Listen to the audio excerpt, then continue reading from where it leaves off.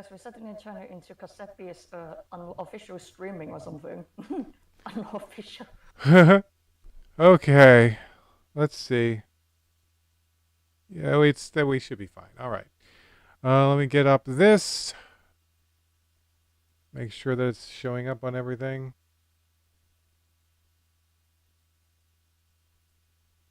It is. Good, good, good. All right. Let me just share this with you, Carrie. Share screen. Bada bing, bada boom. Let's do this. All right. There we go. Oh, let me also share this with our Discord. I need to go grab my cup of water. Okay.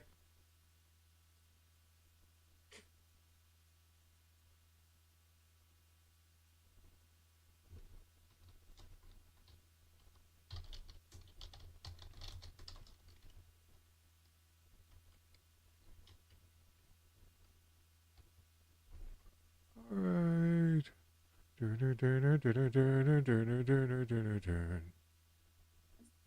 All right. Here we go.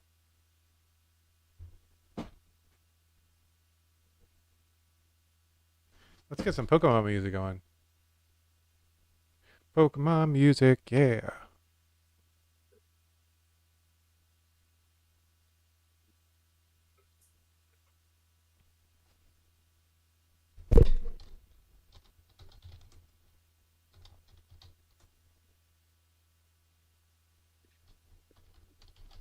Hey, sorry for the wait. I'm back. And brushing my teeth. All right. Let's see. Pokemon. There we go. Got the music. I guess I'll start the chapter then. Oh, do it.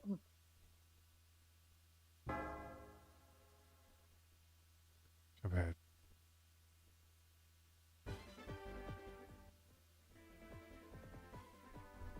Oh, okay. Turn this down, turn that up.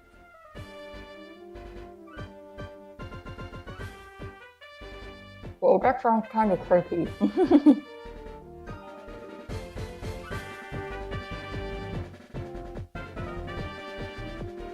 All right then. There we go. We got the music going. It's time to read. Woohoo! Today's first chapter is Cooling Off While Warming Up. Rail tried to escape the fact that he had been defeated and lost Ho-Oh, but it was futile, and as the truth hit him, he grew angry. Busting into the rocket computer room, he demanded to know who the trainers were who had ruined his plans. Sir, I think I found a match. Their names are Daniel Jr. Dragonson and Polly Dragonson. Dragonsons? Dragonson? Rail whispered, thinking about the name. That name sounds familiar to me. Find out more about them. I want to know as much as I can. Rail returned to his bedroom to regain his strength, leaving his minion at the computer desk. Do the nerd stuff! Polly's birthday bash was a nice break for Danny, and he enjoyed stuffing food down his face, followed by a tall cup of sugary soda. Ugh. That's a lot of sugar. After the night of festivities, however, he felt more than indecent for a battle at the Mahogany Town gym. I knew I shouldn't have let you talk me into... Oh, this is Polly saying. I knew I shouldn't have let you talk me into a party. Polly regretted listening to her brother belch.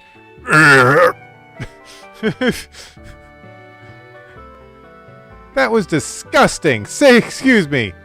Or pardon me. Susan demanded, closing her nose. What is it? It does a belch on a fart, whatever. You're excused, Danny joked. It took Talon's strong arm to pull him up the floor. Off the floor. What? It took Talon's strong arm to pull him up off the floor. What? Are we going to the gym? I don't know why Talon did that, but okay. Are we going to the gym or not? Susan questioned, growing more and more impatient. I suppose we must, Danny grumbled. The Pokemon gym was a short jog away from their current location, but as anyone with an overstuffed stomach could tell you, it was a mile long. Talon had to pull Danny halfway there. Then, after a quick trip to the restroom at the Pokemart, Danny rejoined the others at the gym. Gross. Please, from now on, do your business before we leave, Susan pleaded. Danny and Talon pushed open the doors of the gym, but inside it didn't look at all like a gym. It was a giant skating rink with many figure skaters gliding across the ice. Are we at the Mahogany Town's gym or Skate City? Polly inquired. Both to be exact, a young lad answered. He was about 17 and he wore heavy winter clothing. Have you all come here for a battle? No, just me, answered Danny. Oh, fine, I'll clear the battlefield. The boy pressed a button near the skating rink and the bell started ringing, making all the skaters leave the ice. What's your name? He asked to Danny. I'm Danny. The name's Cliff. Hold on. Okay, so here's the thing. This is an original character because I had my Johto story take place years after when the normal Johto story would take place. So I was like, well, Pierce is kind of an old dude. He'd probably have a replacement at this point. So I came up with Cliff. But here's the thing. I feel like Cliff is the name of another Pokemon character. Oh. Cliff is the name of a rocket leader in Pokemon Go.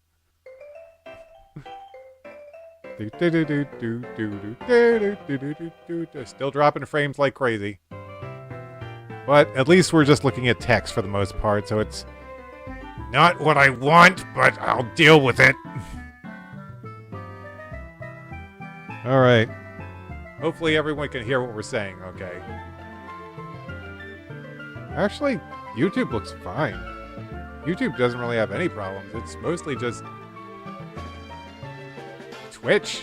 Honestly, yeah, Twitch is the only one that seems to be having this problem. Twitch! Anyway, back to the story. The name's Cliff. My grandfather Pierce. My grandfather Pierce used to be this gym's leader, but after he retired, he put me in charge. Cliff and Danny stepped out onto the ice. Whoa, Cliff just slid out to the middle. Danny slipped and tumbled all over. Did you make the old guy that was in the anime who had seals as his Pokemon retired, and this one is his grandchild or something? Yeah, pretty much. Let's see. I remember that one from the anime. He was very grumpy, but then later on, Ash managed to befriend him, and then he just like, yeah, this is my friend. He's the seal. Look, he's cute, right? Oh, you should see what they did Pierce in the Pokemon manga. Yikes! What? Wait, he died? No. But, well, you know what? Maybe we'll read those someday together. That'd be fun. Oh, never mind. I'm just going to look it up in the meantime while you're reading it. You're like, no, you're not pulling me into this, Tayo. Anyway. Oh, jeez. I typed the wrong name. I forgot to... I put Pierce up and I forgot to put Pokemon behind it. Yikes. Oh, yeah, it's the old guy with the seals. Let's see. We'll use 3 Pokemon each with no time limit. Okay, it's so easy to predict. You'll be using Ice type, so I'll use Furret. You think before you make your move. That's wise, but this round I'll use a Water type. What the heck? Dugons are actually the seal one? I got so confused. I thought Dugong was something that looks kind of dumbasses, but he doesn't. He actually looks kind of wholesome. Yeah, he does. Let's see. You think before you make moves, that's wise, but this round I'll use a Water type. Cliff put his white seal That's not how you spell seal. That's a regular seal, not a Pokemon seal. You spell it right! A white seal Pokemon. Oh, wait, no, that's. It's supposed to be spelled like seal the animal because it's describing what seal is, but you know what I mean. Seal Pokemon against Danny's Furt. Seal, the lion Pokemon. In daytime, it is often found asleep on the seabed in shallow waters. Its nostrils close while it swims. No prob. Furret, just zap it with Thunder Punch! Electricity leapt from Furret's paws, and it punched Seal's face! Which, if you'll give me a moment, looks a little something like this.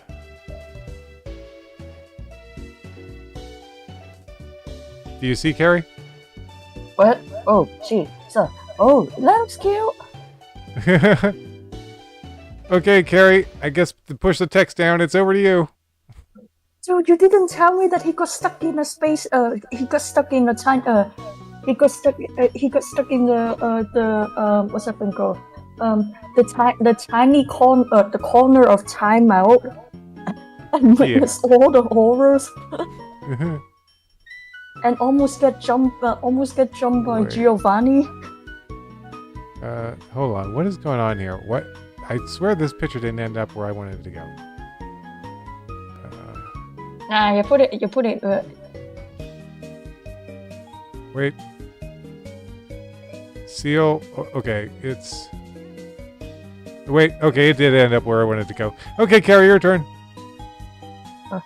Seal, Aurora Beam, a blinding rainbow beam shot from Seal's horn. Very quick attack. Zoomies. Rabbit dodged the beam and tackled Seal without it even being detected. Seal was panting hard, looking ready to give in. This battle is hellish, baby. Don't even think you have won yet. Seal shut his eyes and began glowing. It woke. Its energy had been replenished. Danny and Trevor looked still in amazement. Haven't you beat the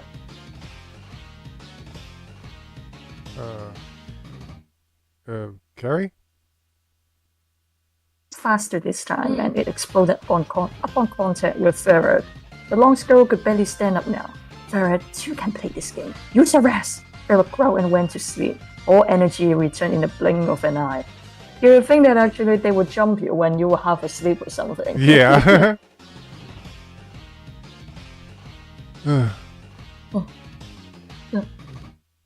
Seal, he did before it awakens. Oh, that's what is it? Seal was running out of Aurora Beam power and it took longer time to fire it, giving Ferret time to get up and invade it. Don't give it a chance to rest. Ferret swipes. Ferret slashed its claws at Seal, scraping his skin until it submitted and fainted. Ugh. Oh, clever. But you won't even make a scratch on this one. Cliff declared that choosing a shell. The shell was big, purple, and large spikes coming up from all directions. Cloister, the evil from a shelter. Cloisters live in seas with harsh tidal waves grow large, sharp spikes on their shells. Cloister opened its shells and revealed its black and round face. It, Thunder Punch! Ferret powered up its paws and got ready to punch. Ferret Punch! Scroll down. Okay. The big plan. Do you want me to continue the page? Let's. Yeah, you can. Okay. Cloister withdraw. Before Ferret could punch its insides, Cloister closed its shells and the Thunder Punch just did nothing. Return and don't cause trouble, Danny ordered. Ferret did his usual routine and dodged the Pokeball beam. First thing I do after this battle is replace you. Ferret didn't listen to his trainer and continued the shell punching. Ice beam! Bright blue electric bolts come from Cloister's horn and create a block of ice around Ferret, ending its punching. Thanks, Cliff. Okay. I have the perfect Pokemon for this shot when it names Mischievous. Hey, Mischievous! Girl, you can drain that overgrown clam from its shell. Oh dear, actually tonight I'm going out for dinner and I think that I had scallops. Huh. I ordered linguine and it has scallops in it, and now I'm getting prematurely hungry. Huh. 呢個咩叫做嗰個黐住成嗰啲蛋蛋，咁係佢個盒嚟㗎嘛？嗰個唔係盒，唔係佢嗰個盒嚟咩？哦，個盒係咁近。紙盒啊嘛，唔係膠盒啊嘛，no longer。盒係另外Each first ignore closure stuffing the shell and pass through it. Secondly, the shell got taken fast. Then it opened, closer was down, but down, and mischievous had taken a D-level energy snack. You're good, but you never beat this one, declared Cliff. And that's what all they say. You and what tell me? The last Pokemon Cliff had was a big brown pig with a hunchback, a snout, and big tucks. Oh, it's the fluffy guy. How do you call this guy? Piloswine? It's Piloswine. Piloswine, the evil from Swinub. If it charges at an enemy, the hairs on its back stands up straight. It's very sensitive to sound. You stick a ring on this pig. Finish the fight quickly with Blizzard. Mischief was closing to drain the string, but was met with a thick ice blast coming up from his mouth. The Blizzard froze the ghost and it started shivering on the floor. It'll be alright, you'll be good now. Return to your warm Pokeball. Hey, do you think ghosts are afraid of cold? Good question. They're certainly not super weak to it in the games. Hey, you think that you might for this year's Halloween write something about Helga and Spike going into a haunted house because we have seen the twins did that? Kinda. I think. Let's see. Okay. Yeah. You think you're going to do something special with Spike and Helga going into a haunted house for laughs? Could do that. You have one Pokemon left now. Choose it wisely. Hey, only one can survive that ice attack. Crocodile, go! Blizzard! Should be fully get attacked. The rampaging Crocodile was no match for the icy attack and he fell into submission in seconds. Cliff wins! Return. Danny ordered in a depressed voice. Come on guys, let's go. Slowly and carefully, Danny walked off the ice. Come back when your Pokemon are better equipped against ice. Cliff advised. Hey, Cliff is actually being kind, even though that in games we probably would get upset when we got knocked out and then we were like, dang it, it's lost. He's officially lost his first battle and he moped at the Pokemon Center as his Pokemon were being healed. Hey, snap out of it, you already got 4 badges. Susan pointed out, Susan, you are already halfway there. While he added, that never lost. And he said to himself, putting his spirits down. Not true, just ask him. Has he not though? I don't remember. I can't remember if I ever had Dan lose. I don't think that he did. He just punched. He's too anime. he's like that cat girl from Cassette Beast. I know she's just anime, but he's pretty strong and he never loses. And that's very interesting. Not true, Danny. Just go ask him. Danny thought about his sister's idea was good and he dialed his phone number. Dan's face appeared on the screen, but he appeared to be in a Russian briefcase in his hand and has slipped off his head. Danny, it's good to see you, he smiled. His face changed as he could see that his son was unhappy. Is something wrong? I lost a gym battle, Dad, Danny mumbled. Is that all? Dan laughed. Danny looked surprised at his father's words. But, stuttered Danny, if you act sad after every battle, you'll... I think I meant to say, after every battle you lose, you'll never become a master. I've lost lots of battles. No trainer is the best. Trainers all have different skills and unique tactics. Don't think that don't think of this as a defeat. Think of it as a chance to become stronger. His father's words had cheered him up, and Danny felt good inside. Well, that was easy. Thanks a lot, Dad. But I don't think I remember that Dan has ever lost. Do you remember? He lost off screen, off page. I guess. I don't remember him ever losing. Seriously, I was like, wait, when did he lose again? Yeah. He never loses. He got his head hit by a rock and he's fine. Yeah, he's like he got his head hit by a rock and he's okay. It was like, what on earth is that? Oh, it's an evolution rock. Woo! Like, and I'm like, why? I feel like this. Woo! I just got smacked in the head with a rock and I feel good.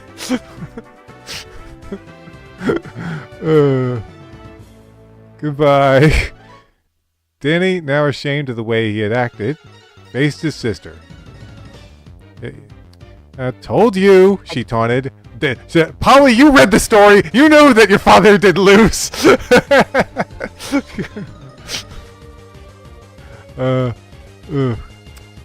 Excuse me. I think that I remember. Did he lose during the? I think. That Wait, no, he did lose.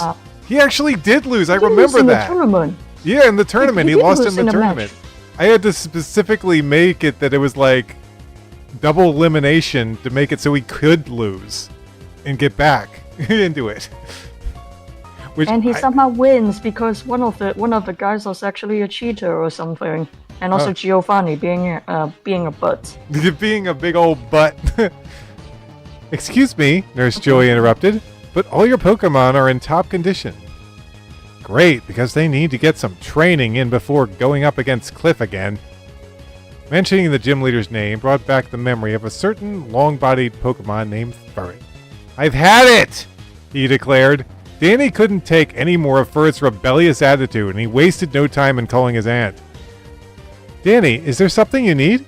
Emily inquired, answering the phone. Yes, my Furret is disobedient, and I won't come back when I call it. So I want to send it to you.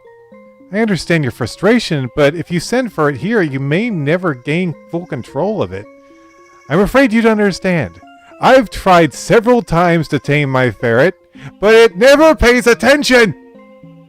It is, of course, your decision. Good, I'm sending it over. Dan grabbed Furret's ball and placed it upon the transporter.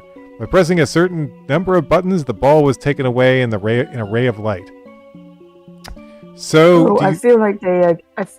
What? Oh, go ahead. No, you can go on first. Oh yeah, I was just going to continue reading. I can talk later. You can go. I was going to say that is going to be detrimental to the relationship between the two of them. Oh yeah. So, do you know which Pokemon you want in exchange? You have 4 to choose from. I already got a grass type. I know! Send me Sudowoodo! With pleasure. That tree has been getting... What is he? Hmm? What is the type for the tree one then? Because it's supposed to be same as Chikorita. Oh wait, he doesn't have it. He doesn't have the girl. Yeah, that's Polly that got Chikorita. I already got a grass type. Send me Sudowoodo. And Sudowoodo is a rock type. With pleasure. That tree has been getting in our way on the ranch. Emily found Sudowoodo's ball and called for the tree. It was the fake tree. It was around the corner of her house and it was blocking Alicia's path.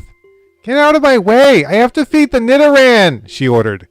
Sudowoodo laughed and stuck out its tongue at her. Seeing her mother, Alicia pleaded for help. Mom, make that tree go! Bad Sudowoodo, you know better than that. No, why would it? It just got there.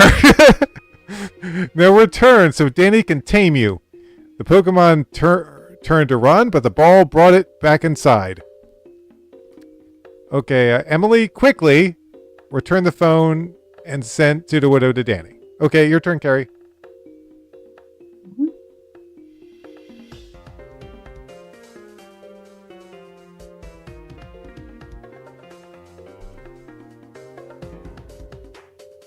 Oh, that is actually. I think that I just read the manga version for Price. How dare they do this to him? He's got a pretty tragic backstory and everything. I mean, like, it does make him kind of stand out from the anime version or something. Did he do anything in the games though like that? I don't think that he did, right? No, I don't think that he did. No, not really. Okay. Man, the Pokemon manga is nuts. Oh, it is crazy. Yes.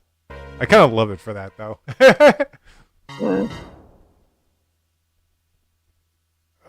Anyway, you're reading, Let's right? Let's go back to the thing. What is the thing?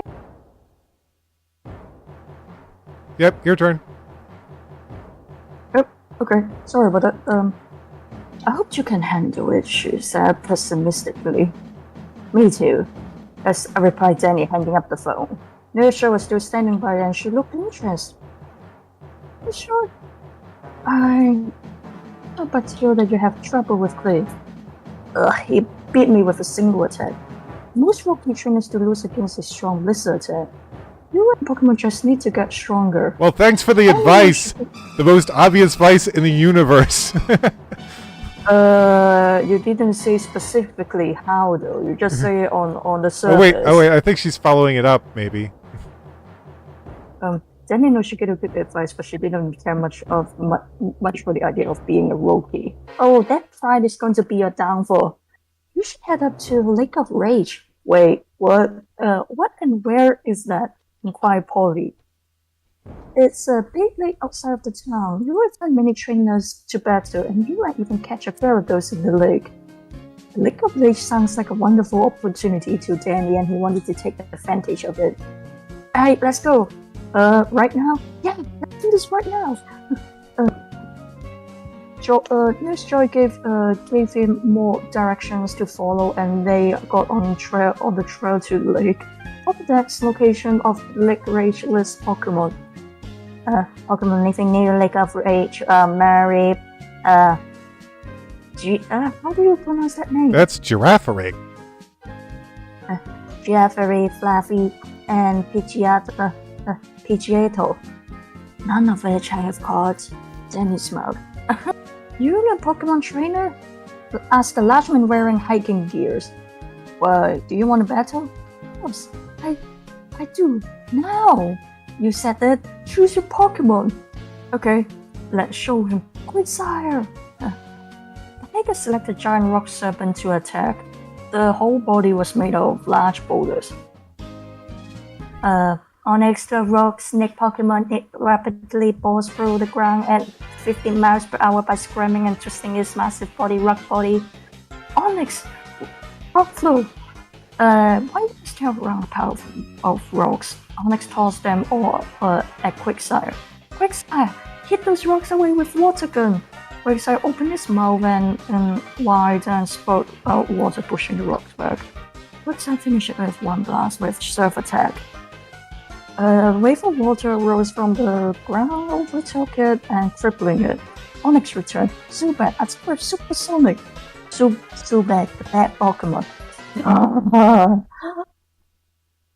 Capable of flying safely in dark places and in situation across those check for any obstacles. Quagsire broke a supersonic with Safeguard. A loud ear-piercing sound blasted out of Zubat's mouth, but a bright clear globe surrounds Quagsire and reflected the attack. Susan's jaw dropped at the sight of it. I don't know you can actually do that. I don't think you can do it, right? Wait, it blocks it with Safeguard. What, with Safeguard? Can you do that with Oh, yeah, what's up? My observations? Okay. So...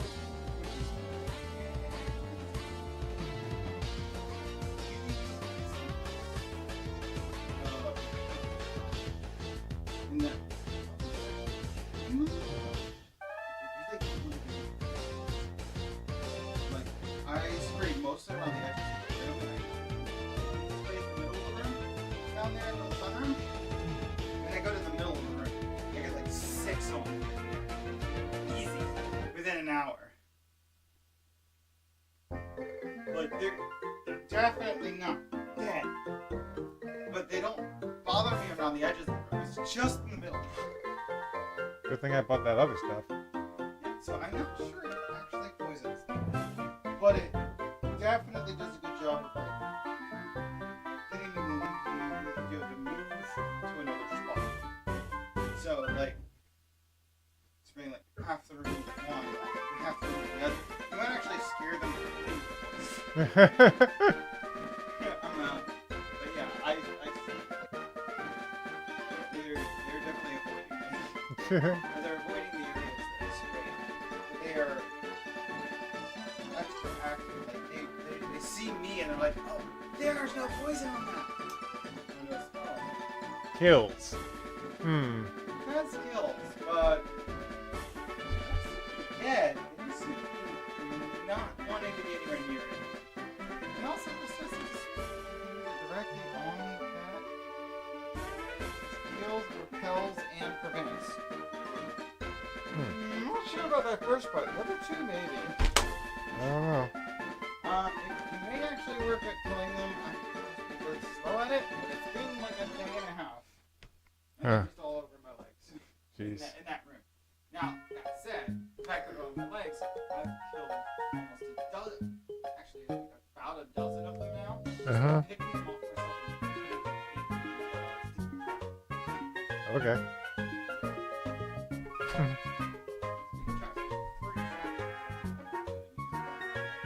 Okay. Okay, Carrie, I'm back. Yep, welcome back. Is that your roommate? Yeah. Neat. Okay. Okay, I think we're around here.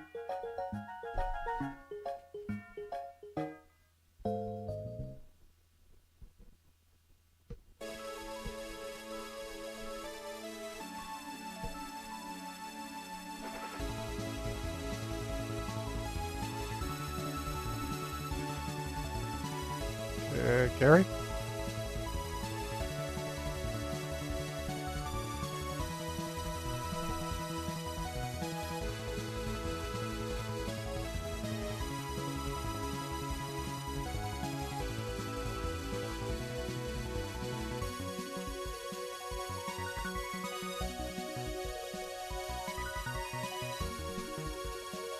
Carrie? I'm still here. Are you still? Oh wait, am I still? Oh, capable of yeah. That. I read the whole thing. I Oh, read okay.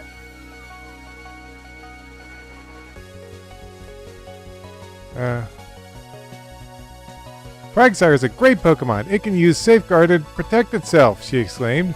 It's a lot stronger than you think, Polly added. Quagsire, return. I think I'll try someone else against it. Who could be used now, Talon wondered. This is our first battle, so try your best, Pseudo-Widow! Dan's friends were a little surprised at his next choice. The tree-like Pokemon looked ready for action and swung around its fake branches.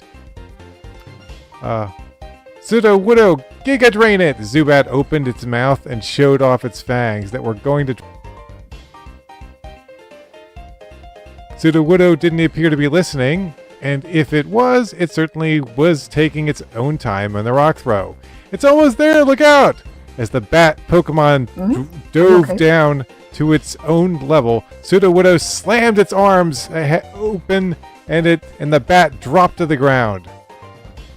Enough, Zubat! Now try a rock Pokemon against your rock Pokemon, suggested the hiker, using a large, round boulder Pokemon with 4 arms. Graveler, the rock Pokemon. Boy, this Pokedex is just loaded with useful knowledge I didn't know, remarked Danny sarcastically. The evolved form of Geodude. It is a slow walker, so it rolls to move. It pays no attention to any object that happens to be in its path. Graveler, strength! Graveler lifted a chunk of land above its head. Pseudo-Widow, use the same move! Both the rocky Pokemon tossed their chunks of land at each other, and they both collided and broke... What? They are like, Woo! Raise the roof! Like, they both collided and broke apart into crumbs. The two Pokemon looked angry that neither of them was able to hurt the other. Able to hurt the other. Oh, sorry, I lost my place. There we go. They locked their hands. They got angry.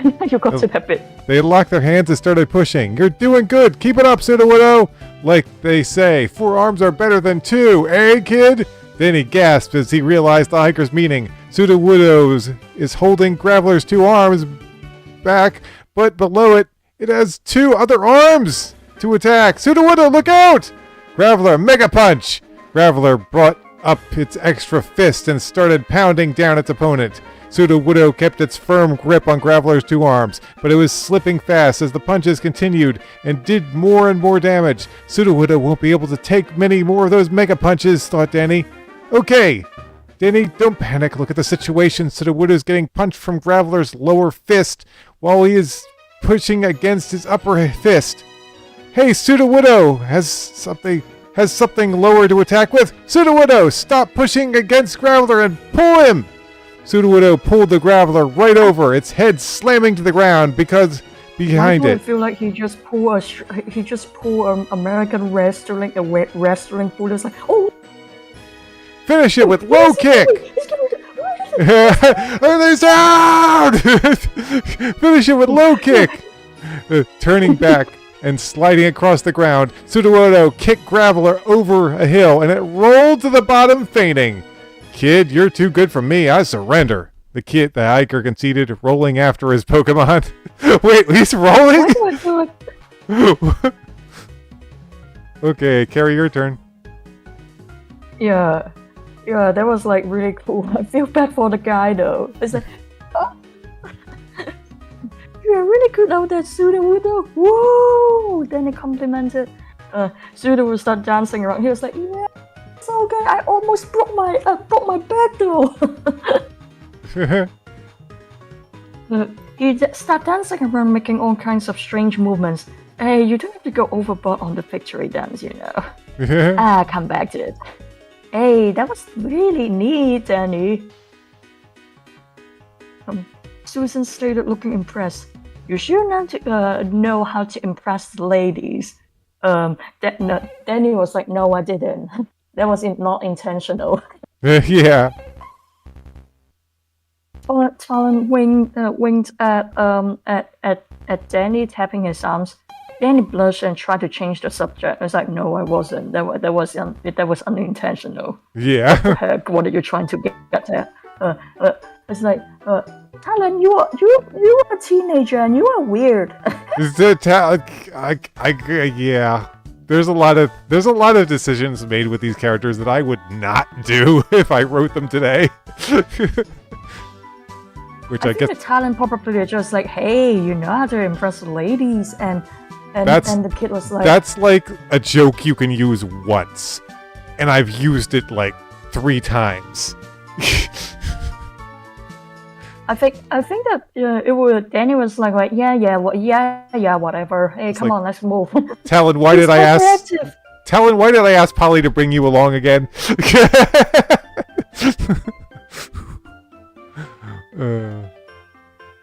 Okay.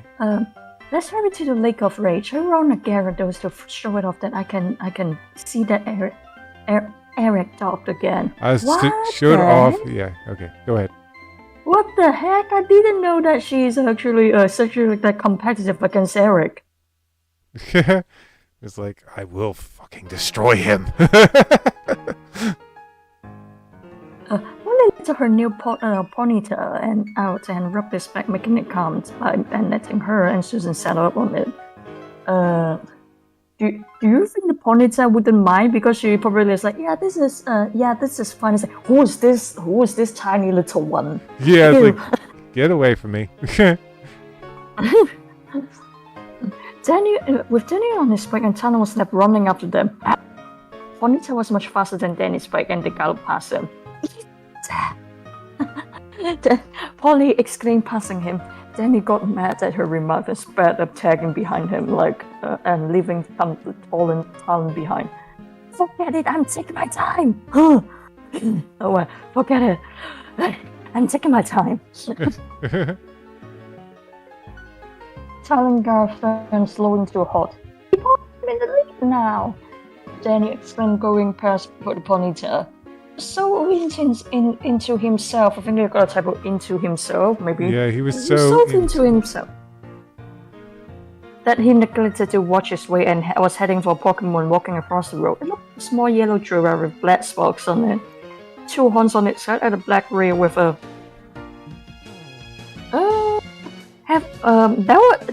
I like that Emily actually has one in her farm, and there's one right here.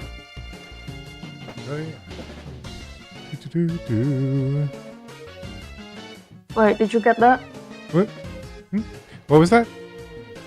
I said that it's kind of interesting that we saw one in Emily's farm, and then we got one at here. What, Giraffe? Yeah. Yeah. Unintentional foreshadowing. Yeah. The 2 small horns on his head and a black rear with the tail that had a round black head at the end of it. Then he made a sharp turn to dodge it and crash into a nearby tree. Are you okay? Yeah, I'm okay, Doogie. Ugh. Then he muttered, waffling away from his bike. He looked over and saw what Polly and Susan were really worried about. They went over the Pokemon that was crossing the road. Giraffe, the long-necked Pokemon, its tail, which is containing a small brain, may bite on its tongue if it notices an unruined smell. Where you are going? You got a typo. Why don't you watch... Where you are going? Yep. Where are you going? Susan scolded. You could have heard this poor thing. It had made Danny madder before he could or was slamming to it. After all, he was the one who slammed into a tree, not the Pokemon. Well, they should have Giraffe crossing signs, he complained. The accident stalled the growth, giving Talon enough time to catch up to them. What happened? What happened? Then he carelessly nearly ran down this little Giraffe.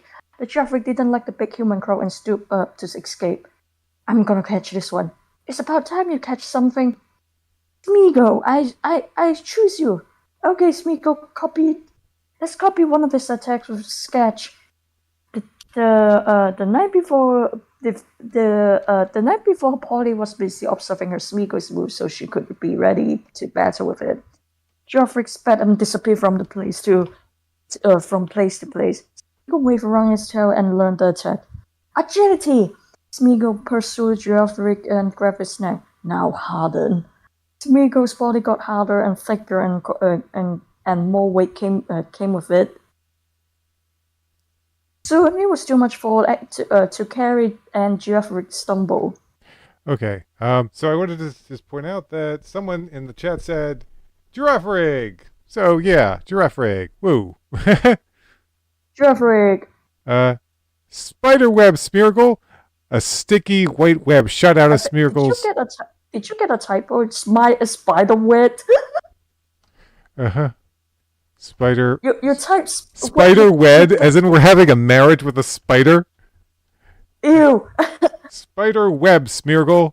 A sticky white web shot out of Smeargle's... I'm gonna say... tail? Because I think that makes more sense. Because it's making crazy attacks with its tail. Smeargle's tail, and trapped Giraffe Reg in it. One... Okay, I am just going... it, and then I'm going to add a picture. I'm going to add a picture. And we've got art. There it is. Boom. Smeargle. Sticky white web shot out of Smeargle's tail and trapped Giraffe Egg in it. One Pokeball was enough to trap it, but since Polly now had more than 6 Pokemon, her Giraffe Egg and its ball disappeared.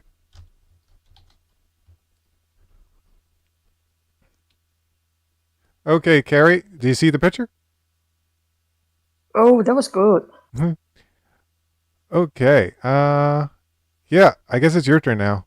Or wait a second. That's that's like a that's like less than half a page. It's always weird when I add pictures. um, should I just finish this and then you can read the next page? Gary? What? Okay, should I just finish this and you can read the next page? Yeah, Okay. you can finish. You can finish this one and the next one. Okay, Danny was upset that it was Polly with the new Pokemon and not him, but a sign nearby cheered him up. It read, "This way to the Lake of Rage." Yes! Hey guys, we're real close now, Danny exclaimed. A cloud of dust arose, and Polly, Susan, and Talon ran ahead of Danny. Wait for me!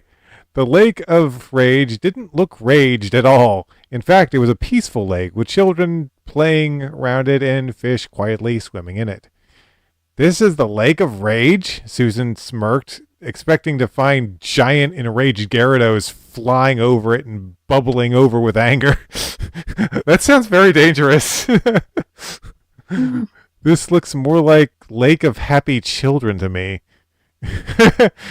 You should have been here years ago. It was much different, stated a man. He looked middle-aged, wore blue armor, and had a long black cape. Guess who it is, Carrie? Take a wild guess who this character is. It's that guy. It's our old friend. Our old psycho friend.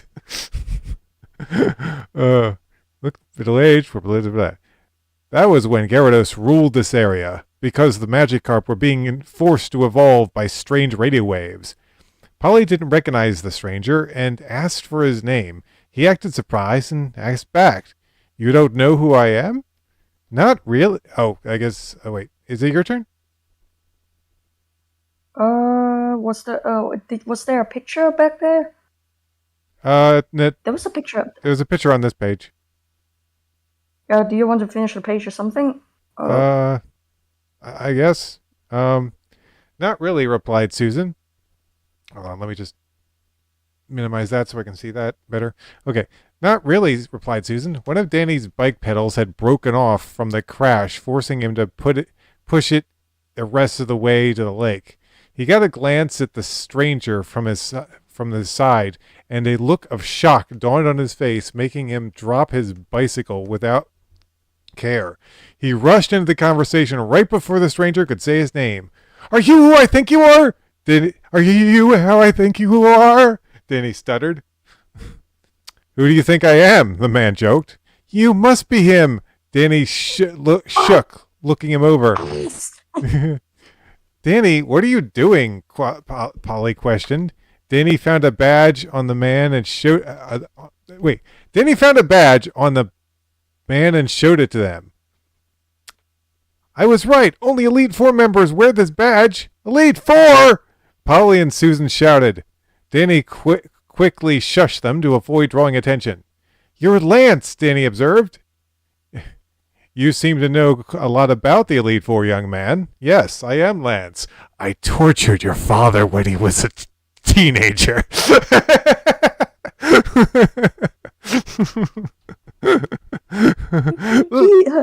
Can you imagine that Danny heard that Dan heard that upon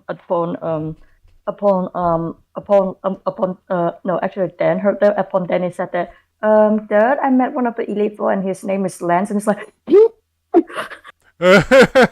just freaking out. He's like he's having a post-Lance traumatic experience. "I should know. My dad beat them all," he bragged. He must be a great Pokemon master then. "Well, he used to be until he gave it up to start a dumb school." "Ah, you must be Dan's son and daughter." "Yes, I'm Polly, and that's my brother Danny, and those are those. I think I got these words in reverse order here. Hold on. And those are. There we go. That fixes it. Friends, Talon and Susan. How do you know our father? Polly inquired. He freaking Danny just said. He battled. You can remove it. You can remove it. You can remove it. Yeah, I'll just take this part out. No, actually, it kind of goes into it, so I guess I'll leave it in. Whatever. We used to train together. We were both masters of dragon Pokemon. And also, you almost killed me. You almost killed Dan on multiple times in the worst training I've ever seen in anything. Anyway, yes, I'm Polly. That's my brother Dan. Blah blah. I read that. Oh, we used to train together. Blah blah blah. Wow, I wish I had a dragon Pokemon like my dad. Danny sighed, but they're really hard to find. Lance muttered, grinning at Danny. As a matter of fact, Danny, I came to this lake on a dragon discovery. Okay, I just like the phrase dragon discovery. It's a DD discovery. Oh, jeez. What do you mean? Danny inquired. I heard that Dratinis started showing up in the lake a few months ago and came to see if the rumors were true. Are they? Susan asked. I haven't seen any Dratini yet, but I'm not done looking. Maybe you could help me find some. What's the big deal? I thought lots of Dratinis live in the Dragon Den over in Blackthorn City, Susan recalled. That den is run by a friend of mine named Claire. She found some Dratini years ago and bred them there. They've multiplied since then, and the den has become a dragon hunter's paradise. Then let's go there to get my dragon, Danny interrupted. Sorry, young friend, but the only way you'll be allowed in is by beating Claire. She is the gym leader. Oh, sighed Danny, having his dreams of training a dragon crumble. Luckily for you, Danny. Don't worry, it's wrong. If you find any Dratini, you can capture them. Yes! Okay, your turn, Carrie. No, let them. Lance exclaimed, frightening them all except Talon. You should be frightened. You should all be frightened. Everyone should be frightened of Lance. Sorry about that. I'm just excited. I believe Claire's effort to keep Dratini rare is selfish. No, actually, she might have a really good point. Because you don't want dragons to run around. And then Team Rocket capturing them, and a hyper beep. I don't know. Okay, a fun fact: Team Rocket ran the game corner in Fire and Red, and in the game corner, guess which Pokemon you could buy infinite times? Dratini.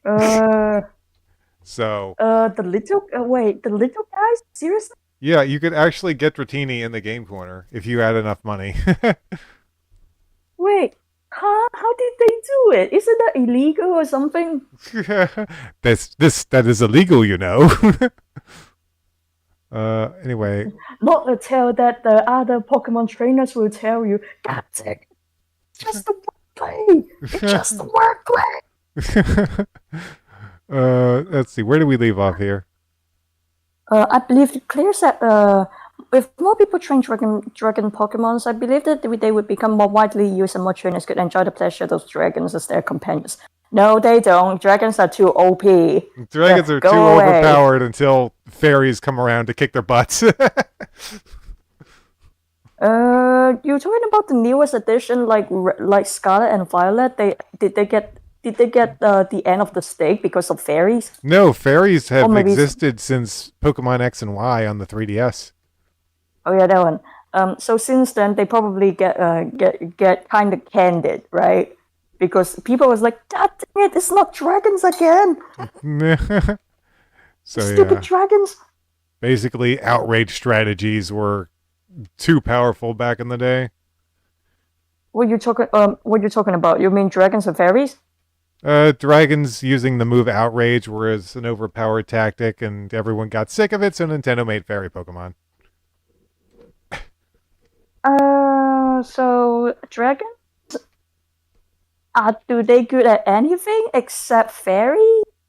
Oh, I mean, dragons can fight dragons, and they're also strong against most types. What about fairies then? Because fairies seems like something like glass cannon or something. I mean, they are good against dragons, but everything else is kind of like, meh. you can just punch them if you punch hard enough. Fairies are weakness to And then poison. they just Fairies are weakness to poison and steel types. Oh, that's almost kind of like the one that we in cassette beast though. Yeah. Okay. Anyway, let's continue the Yeah, story. sorry about that. But I'm not getting wet again, and I heard there's a sword competition around here. Talon whipped out his sword and jabbed away. We didn't get wet again. Polly asked Danny, looking untrustingly at her. Nothing. He just said that he fell in the puddle where we're looking for your Pokemon. Talon be like,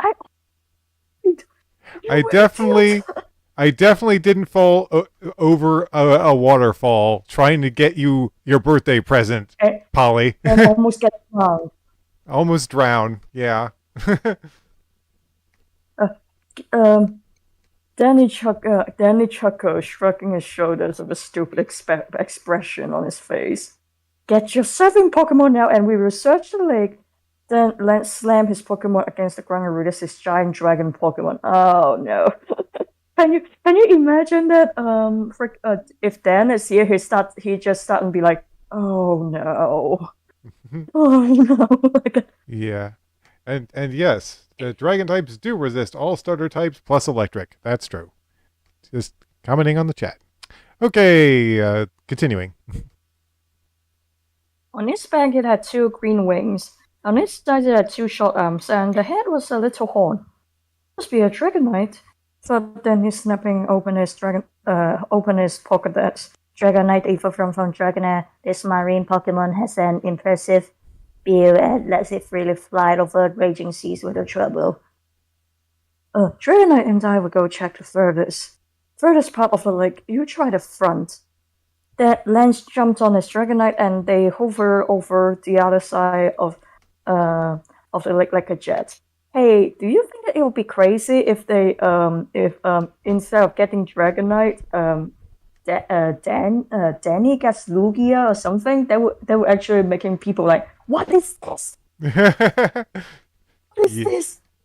Yeah. We'll get into Lugia related things later.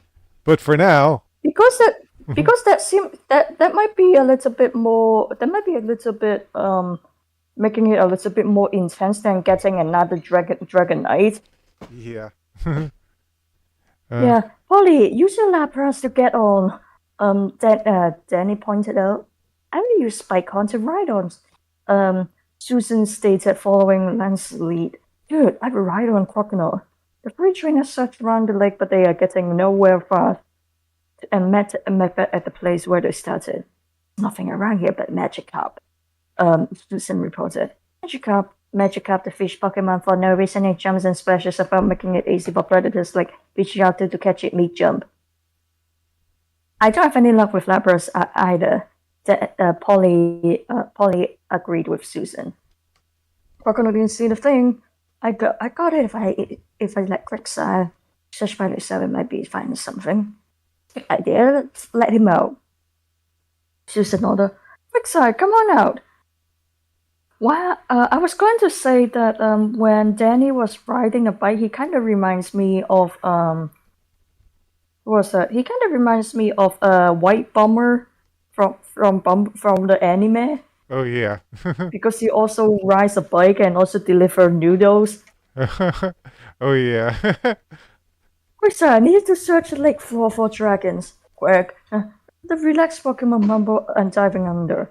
It moved its tail and flippers, speeding up and going deeper. 2 shiny black eyes spot a small worm Pokemon wiggling through the water. Hopefully it followed it to a gigantic rock at the bottom. It could only watch as the worm Pokemon cried and the rock moved aside, letting it slide. Quickside saw the rock was moving back to its place and decided to rise to the surface. Back to Danny. How did it go, boy? To Danny, Quickside looked excited. It leaped up and swam around in circles. Did you find something? He nodded to him and beckoned him to go under when Lance flew above the group. It's okay. My turn. Have you found anything, Danny? My Quagsire has, I think. It's acting excited, and it wants me to follow it. Here, I'll give you a scuba mouthpiece.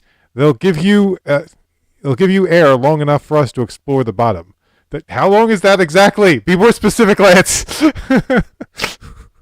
I'm not getting my robe wet. I'm staying, Susan declared. Also, funnily enough, because Danny is just 10, how is it going to stay underwater like that? Adrenaline?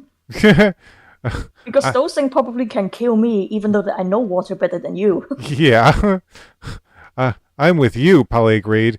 Lance, let's go. Polly, could you hold my poke gear for me so it doesn't get destroyed by the water? There's supposed to be a question mark and a quote there. Okay, bro, she replied, but you better be careful down there. Danny nodded to her and turned back to Quagsire. Quagsire, lead the way. Danny and Lance placed the scuba pieces in their mouths, and they went under the water with their Pokemon. Quagsire took them down to the rock. What about the rock, Quagsire? We're looking for Dratini, not rocks. Dragonite, maybe there's something under it.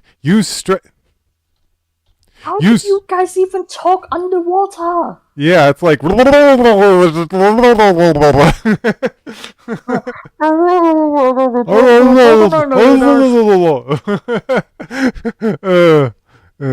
Maybe there's. I mean, they should be doing this like with sign language, if anything, like pointing and stuff, instead of, all right, we can talk perfectly fine.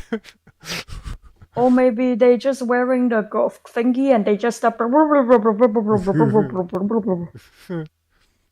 Dragonite, maybe there's something under it. Use strength to get it out of the way. Dragonite whacked away at the rock with its tail and revealed the hole that the Dratini entered. Nice job, Quagsire. First, Lance's Dragonite squeezed its way through, and then Danny and his Pokemon followed. They moved through an underwater tunnel that was made up of shiny shells that glittered like gold. It was an amazing sight to all of them. To all of them. But what came next was greater. They entered a huge cave with Dratini moving all over. It was like a fishbowl full of hundreds of guppies. Our heroes wanted to look further, but another Dragonite attacked Lance's, and they fought underwater. Danny and his Pokemon were under siege by another Pokemon that resembled Dratini that was much longer and bigger, with wings on its head and a ball attached to its neck. Danny's Pokedex was luckily waterproof, and it gave information. Sure, thank goodness. Can you imagine the thing just goes, and then he's like, "Oh dear God! Why did I bring this underwater?" Dragonite, its crystalline orbs appeared to give this Pokemon the power to freely control the weather. Lance's Dragonite was beating the other easily, but another Dragonite appeared that looked older, and it took the other's place in the fight. Danny, we have to get out of here. Our oxygen is running out. Friggin' Lance, come on, man, be more careful. Once again, Lance is gonna get a. Stop moving so much underwater. Now Lance is gonna get Dan's son killed. Great. The Dragonair tied itself around Danny and his two water Pokemon.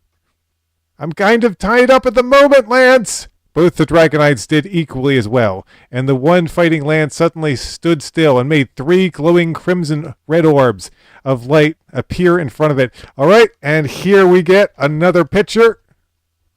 I'll just move it on to the next page.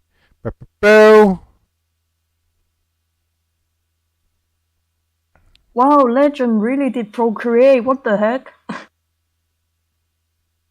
Okay. So yeah, there's the picture. Do you see it, Carrie? Yeah. Why did he have balls on his neck, though? Oh, that's balls of energy. Oh, okay. Can you go back up where he said balls on his neck, because it's kind of weird. Equally He well. said something about he. Oh, here it is. No, that was like the one. That was Dragonair. No, I'm talking about the one up there. What is it saying that he's like? That was Dragonair. A ball attached to its neck? That was Dragonair. Dragonair has a ball attached to its neck. Oh yeah, sorry about that. I forgot. Yeah, see, it's right there. It's right there. Look, Quicksire was like, Craggy's eyes are like, oh,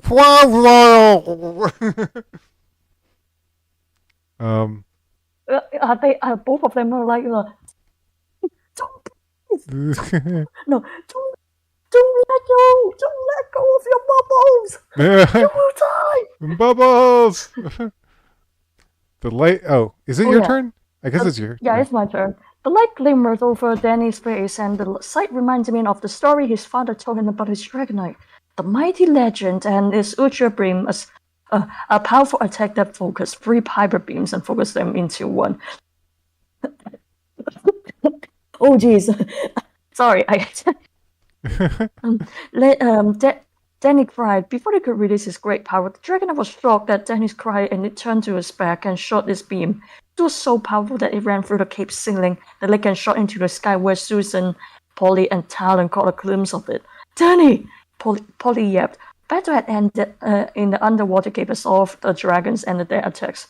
The dragonite released a grip on Danny, and the dragonair released his grip on Danny, and the dragonite calmed down. By the time Danny felt a great warmth in his heart, and it was like he could feel all the dragons around him.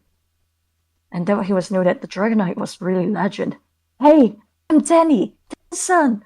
The old dragonite looks thrilled, and it told Danny to another room. The room wasn't full of living creatures like the other was. On the floor, it were a dozen of eggs all together. He felt very strange, as if he was being pulled towards one of the eggs. He looked at one. He started glowing. Legend knew what to do, and he picked up and gave it to Danny. Is that for me? Legend grinned and gave it to him. Danny started looking pale, and bubbles coming from his mouth. Okay. No, I don't think that's how that thing worked. So I think that's how that thing worked. we have a picture. I'm just gonna have to have you imagine that Danny's still wearing his scuba mask because I forgot that this was still underwater when I drew it. Oh no, Danny's gonna drown! No, I think that he probably said something. He was so happy that he let go of his mouth. Like, thank you. and then Legend is like, wait, don't do it, dude, no. He was like, dude. Okay. The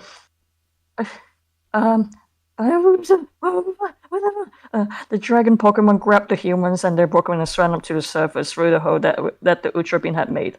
Polly and Susan were worried and were searching on top of the lake when the dragons burst of water capsized their Pokemon. Danny and Lance took deep breaths of it. You get now, Lance. After meeting that dragon, he must have decided to live in here, in turn making it a dragon mating ground. I think you're right, Danny. Then look at his strategic egg, and then look at Legend. We'll become friends just like you and my dad were. Legend led Danny down onto Crocodile and begged and bid him farewell. The mysterious egg would glow brighter the longer Danny held it. Wait till I tell my dad that I saw the Legend, and he won't believe me. Most likely not. Cried Polly, arising from the water with Susan. I told you to stay above my summer pocket, you won't get wet. Both the girls looked sulky and angry. He's your dumb pocket gear, she exclaimed, throwing it into his face. Yeah, still ticking. Pocket gear, it was just recently made waterproof. That was convenient, or maybe you just pull it out from a butt, right, Lance? You just pull it out from your butt, Lance. Talent had left the line and entered the sword competition because of the strange leggy sword. I hope no one got hurt, especially Polly. Seeing that everyone was on land relief, he's worrying, but he still wanted answers. What happened? What was that light I saw? You saw it too? Okay. I saw it also. It was a long story, but I don't feel like telling right now because it's time I went to face Cliff again. Is it? Seriously? Hold on. Is it? Who's? Are you just gonna read the? I'm just trying to keep track of whose turn it is. I mean, I can read it because we did another page every time there's a picture. Okay, go ahead. What makes you think that you can beat him this time? Because I thought of a way that I didn't use it last time. And I wish you see what you're talking about, Lance Len said. I would love to see how you battle. And then come back to the town gym with us. After the trip to the Pokemon Center, he re-entered the gym he had lost not so long ago. As before the battle zone was full of people skating on ice, Cliff noticed the familiar visitors and welcomed them back. Oh, you're back already. Don't tell me you can beat me now. I think you can and I will. I guess I will just have to show the true power of winter once more. But this time we have a sudden death match with only one Pokemon each. My Pokemon, of course, will be Piloswine. That's what I thought. You would choose go through the water. Do you think that guy can do it though? Because he's a tree and trees. Can trees withstand cold? Because I don't think he looks like he can. he's carry. I keep telling you, he's a rock type. Oh, sorry about that. Yeah. You sure about this? Susan questioned nervously. I have never been more sure in my life, Susan. That's okay. He replied confidently. Lance knew that he was definitely Dan's son. Dan just one punch everything. Yeah, one punch everything. He just talked like his father, he thought to himself. Susan would have let it have the first one. You had him, boy. Let's end this fight just like the last time. Blizzard! Piloswine aimed at Sudowoodo, throwing a lethal winter attack at it. Double team! Then he cried. Sudowoodo moved at great speed, and it appeared as if several versions of him surrounding Piloswine. The powerful hawk didn't know which one to aim, and its blizzard attack hit the fake ones. Low kick! The Sudowoodo moved in unison and slid across the ice with their foot held high. The unreal ones suddenly returned to the only real ones and kicked Piloswine in the side, making it spin like where? Make it spin like a top across the ice. Across ice. Let's see. Hold on. How yes, it we like got. Snowstorm mimic. We got another picture. Another picture coming in. Done. All right, another picture. Let's go. Picture. Where are you? Here it is. Boom. Yeah! Get it, Sudowoodo!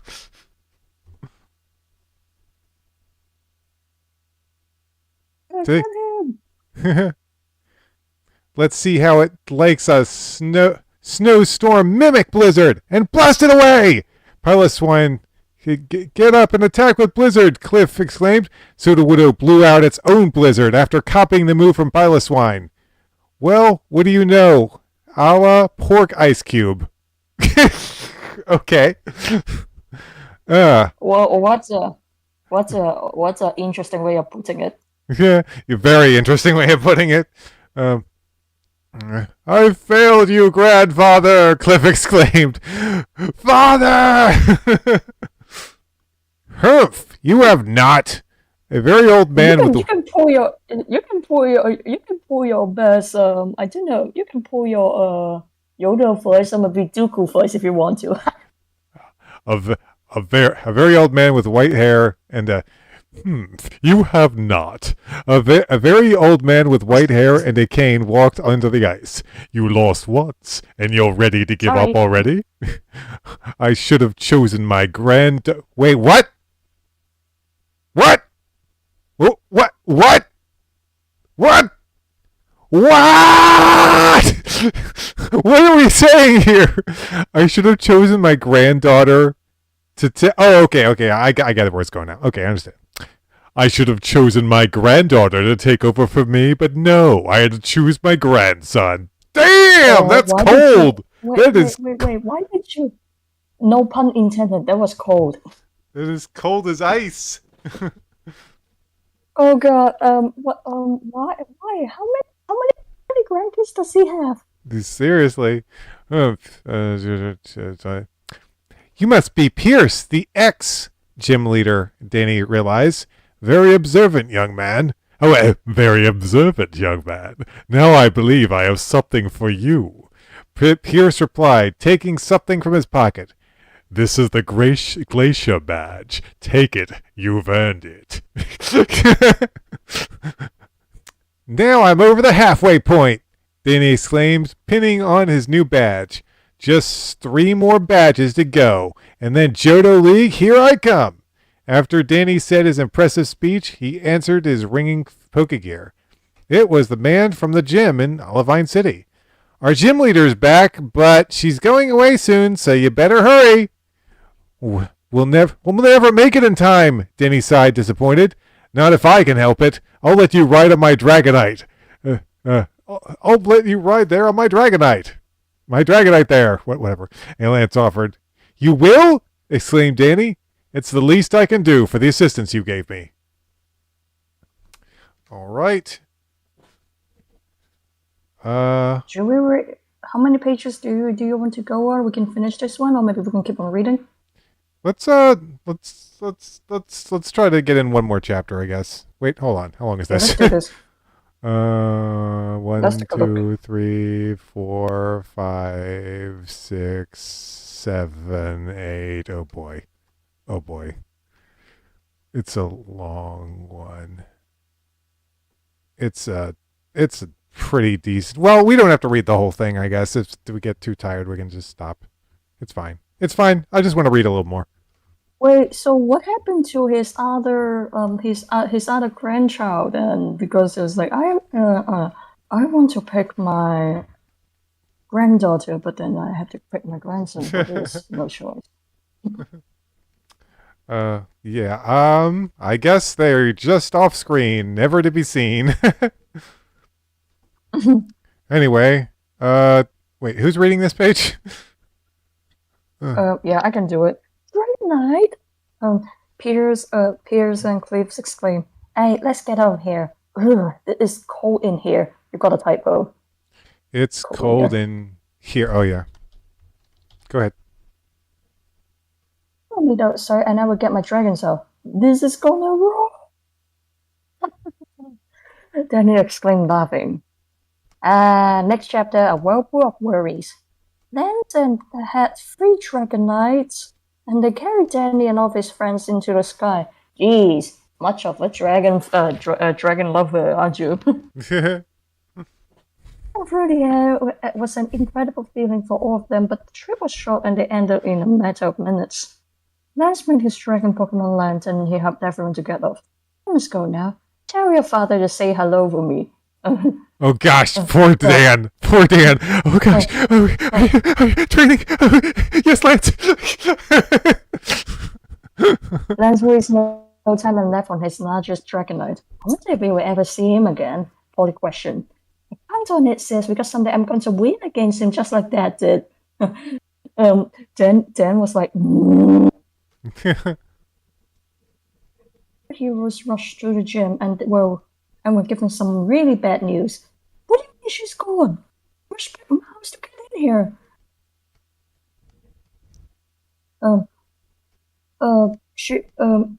Sorry, kid. She left because she got what there was of a Pokemon that got caught in a whirlpool surrounding the Whirlpool Islands. Then it burst into tears at the thought of it. I will never get my 6th badge. Stop being so melodramatic, kid. Yeah. You might be able to catch up with her at the islands. Come on, let's go use Lapras. Never. It's too far away. Actually, Mr. Islands aren't that far at all. If you were going to a little bit further, you can get to Cianwood City, where there is another gym is. I think you got a typo with where another gym is. Where? Oh yeah. It's not where another gym is. Okay. Polly looked at Danny's sad face and reconsidered. Come on, sis. Lapras love water for crying out loud. They caught transport Pokemon, please. Okay, but if it gets too rough, we head back right away. Let's sail! Danny exclaimed. Everyone ran down to the dock and Polly released her Lapras onto the water. We need to get across the water. Oh, boom! Lapras replied with his smile, nearly making Talon and Susan faint. It talks! Talon exclaimed, How does it? We'll explain on the way. Danny replied, leaping onto Lapras' back. Talon followed, and he helped Pauline and Susan get on. Lapras moved out steadily and making sure that she didn't let someone fall off. It would actually be kind of hard, even though she is kind of big, but there are like 4 of them guys on top of it. Yeah. Once they were a little... And also a guy carrying an egg. Yeah. Once they were a little farther out, the wind started to pick up and Polly was getting a chill. It's so cold! Danny brought out his duffel bag and gave her a sweater. Thanks, Danny, she sneezed. Ahead of them were 4 small islands and they were surrounded by whirlpools. Those must be the Whirlpool Islands, Danny pointed. You think? Susan remarked. Just because they're surrounded by whirlpools doesn't make them Whirlpool Islands. Lapras, you better turn away from them, Polly suggested, sneezing. Lapras struggled, but they continued moving closer to them. Lapras, I said turn away. I can't. The whirlpools are pulling me in, Lapras answered. Okay. Hold on. Yeah, I'm going to put a picture here. Picture. Dude, you're really showing off your fear of watering here. I am. So yeah, that is a lot of people on one Lapras. Do you see the picture? Wait. Oh, there she is. But yeah, you need to work on that whirlpool. But you are doing the drama good enough, though. Let's see. Pearls are pulling me in. It's like a tractor beam, Dan cried. They got closer and closer until the pool pulled them into it.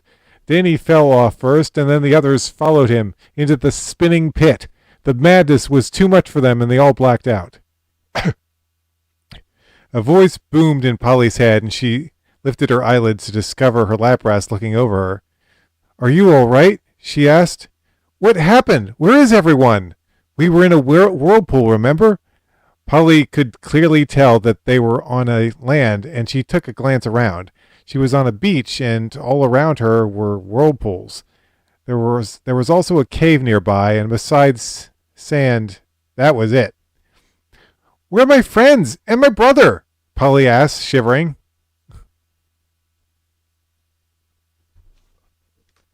Okay, Carrie, your turn? Or should I? Do you want to do another one because there's a picture? Yeah, I can do that. When we got into that mess, you and your friends fell off my back, and all of you lost consciousness, but I was still awake. I fought against the water current and saved you, but I don't know where everyone else is. Polly was afraid. She wanted to go home. It's like, I'm done. That's it. I'm done. I want to go home. Slapras, we're going home. Why did I go with Danny on this dumb I can't talk. Why did I go with Danny on this dumb journey? She thought. Okay, this is a really weird cutaway. It's like, this is Danny's here. Okay, bye. Anyway, Danny was dazed, and as he awoke and looked about, it was like a dream. All he could see was the sky and clouds. Where am I? He was too weak to stay awake, and his eyes shut. There we go. That's what happened to Danny. Moving on. Honestly, that doesn't even need to exist. But okay. Polly was terrified and didn't know what to do, but she calmed down when she saw another human being walking out of the cave. It was a beautiful woman with long brown hair that had 2 orange balls tied on at the top. She wore a short, light pink dress. Are you stuck here too? Polly asked. You're less stuck than I am. You can use your Lapras to leave, she replied. But I can't. My friends and little brother got caught in one of those whirlpools, and I have to find them. I can't leave because my boat got swallowed up by those pools over there. I heard that a Pokemon was trapped on one of these islands, and when I came to help, it got stuck here. When I came to help it, I got stuck here. The story she just heard reminded Polly about the gym leader who had gone off to do the same thing. You wouldn't happen to be the leader of the Olivine City Gym, would you? That's me. My name's Jasmine. I'm Polly. Nice to meet you. I have a feeling that we'll have to help each other look around here if we want to accomplish our tasks. We'll search for the Pokemon and your brother together. Okay, but once we find my brother, he's gonna want to battle you. Don't worry, I get that a lot. It comes with a job. Polly recalled Lapras, and she followed Jasmine into the cave. On a different Whirlpool Island, Susan walked down the beach in search of the others. Danny? Polly? She called, cupping her hands around her mouth. In the distance, she saw a body lying in the sand. Quickly, she ran over and flipped it over. Talon! She exclaimed. Talon's face was full of sand, and it didn't look like he was breathing. I just know I'm going to regret this. Susan put her mouth around his and started to do mouth-to-mouth maneuver she learned from the Kimono Girls. Soon, Talon opened his eyes and jumped away from her. Where's his friends? Hold on. I have a picture for this, believe it or not. It's picture time. Yeah, this one. Wait, where is the picture? Okay, here it is.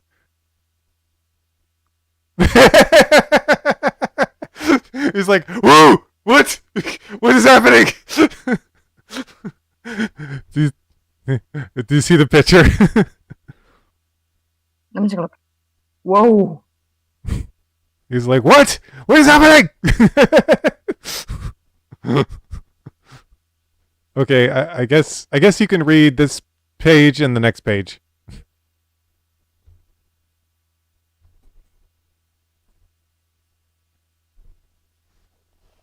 Let's see. Whoa.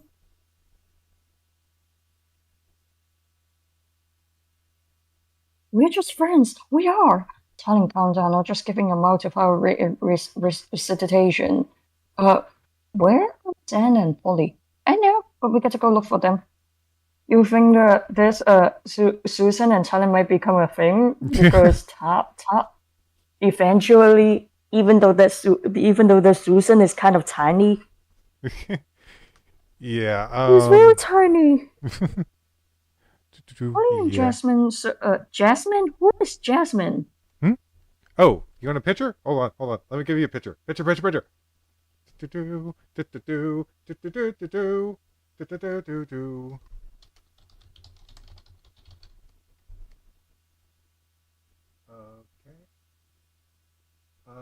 Yeah. Well, this isn't the best picture, but you can kind of see her. I sent it to you over Discord.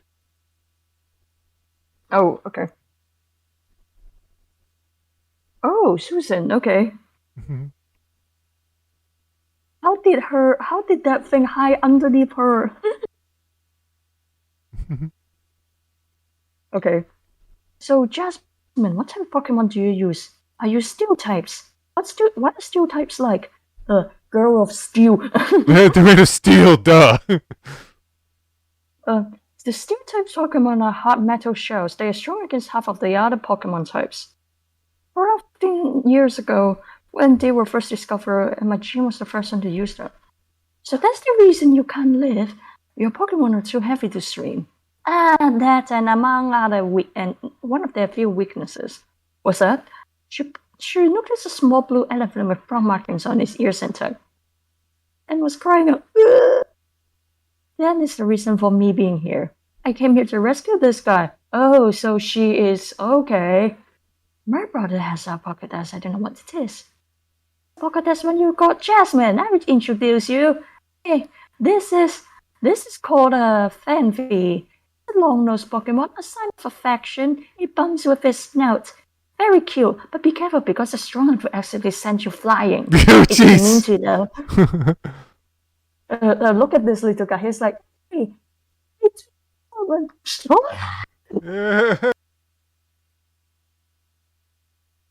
By accident. It's like, are you okay? But Jasmine message Fanfi's back to calm it down. Is it okay? I got your back, Land. You want me to keep doing this page? Yeah, okay. Hold on. Was this the? How did you? Oh yeah. You can keep going. Yeah. How did you get the how did you get way out of here in the first place? They're not among the best swimmers. You know what? They don't. It doesn't really matter now that we've got it. Find your friends so that we can leave this place. Jasmine carried Fanvi through the dark cave and Polly tagged behind her. Soon after a long time in search, it was clear that Polly's friends were not the only ones lost. We have been trying to find the others for hours, and now that we are also lost. Jasmine glanced back at Polly as if she was agreed with her. Maybe, but Oh! Jasmine looked strangely over a strange passage in the cave, much darker than the other parts of the cave it had been through. Let's try that place. I didn't know it looked really dark. I don't think we should go. We could see in there. Magnemite sage. She revealed her. Jasmine revealed that she has an electric type. Blinking one of his eye, the magnet Pokemon blasts into the cave. Is that a new one? Because I feel like we have it in Gen 1. Yeah, okay, so here's the interesting thing about Magnemite. In Gen 1, it was only an electric type, but in Gen 2, it became a steel electric type. Man. Come on, if this is what I think it is, we've got another island.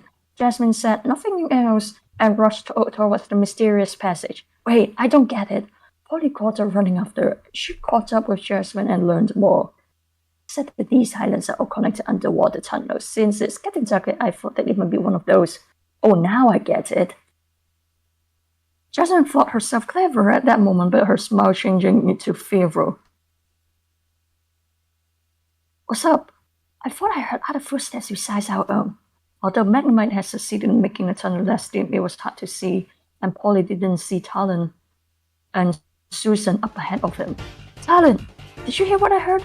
Was it footstep noise? Yes, I did. Be back, Susan, I'm going on ahead. Talon unsheathed his razor blade weapon and went further. I'm going to send my fortress ahead of us, Polly. Jasmine stated, this is going to be Fortress was Pokemon without hands and legs, and it has a wraparound shell around its body, making only its eyes visible. The steel Pokemon started hopping ahead, and Talon charged forward. The sight of the strange Pokemon and the figure with the sword scared everyone around. They all screamed. The shouts of terror echoed in the cave until Polly recognized the shadows. Polly exclaimed, Susan! Oh God, you're alright, Polly! Susan replied. The two girls looked at each other like They were sisters. They were sisters. Okay, it's my turn. Yay! Where's Danny? Polly asked. What? I feel like putting a comma here. We thought he was with you, Susan answered. Oh no, where is he? Don't worry, he has water Pokemon to help him, Susan reassured. You got sucked into a whirlpool, Susan! Talon looked at the person Polly was with and was puzzled. Who's with you? That's Jasmine. She's the Olivine City gym leader. Boy, Danny will be happy to see you, Susan smiled, looking at the little Pokemon Jasmine had in her arms. Oh, how cute! But before Susan could touch the small creature, a sudden and short rumble came across the cave floor. The sound was followed by another sound that remained and was getting louder and louder. What's that noise? Sounds to me like rushing water, and from the loudness of it, it's hold on. I feel like I messed this sentence up. And from the sounds of it, I'd say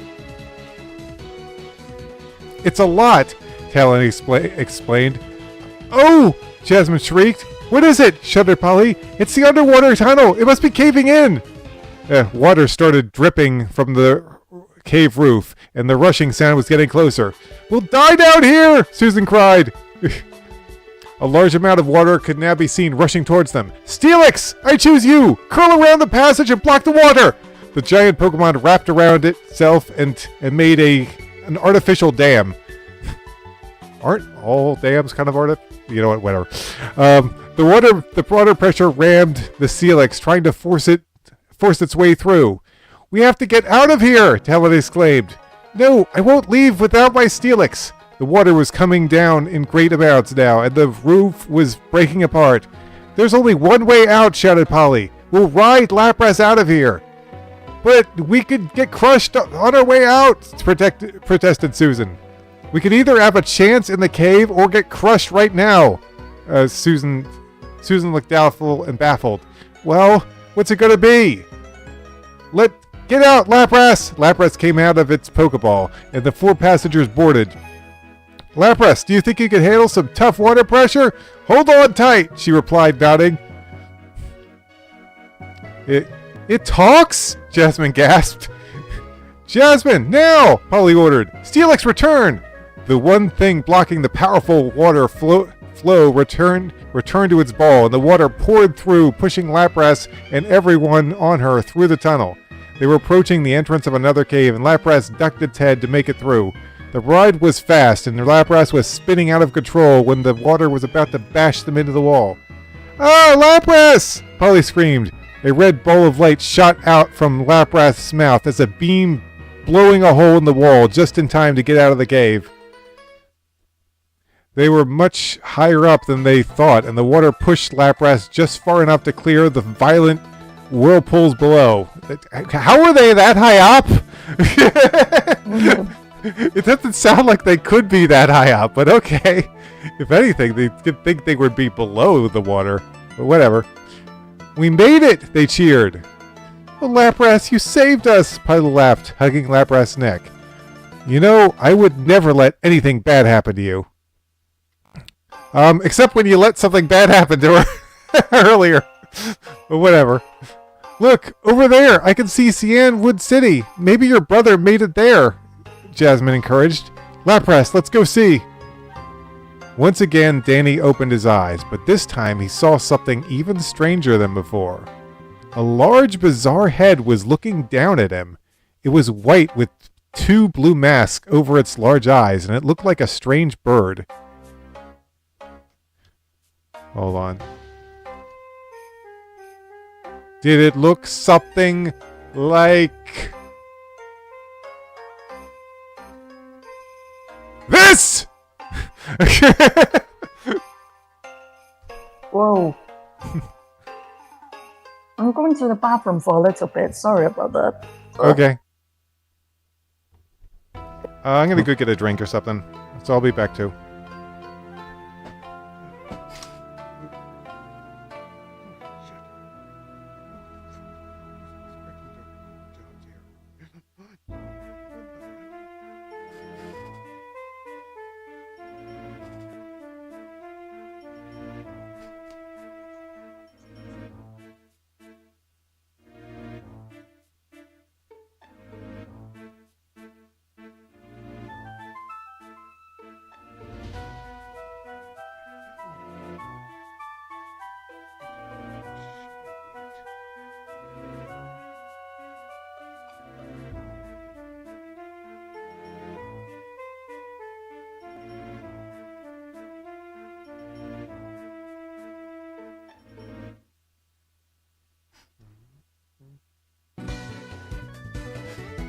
Alright, we'll be back in a minute.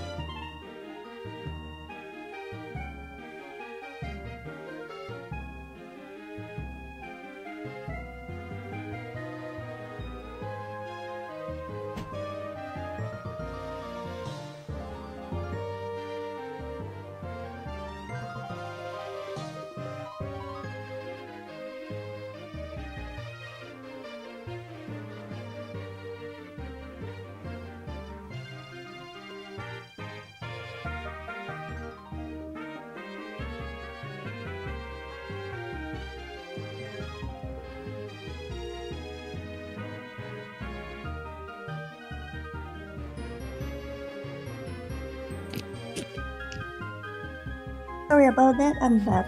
Okay, I guess I'll continue reading this page here.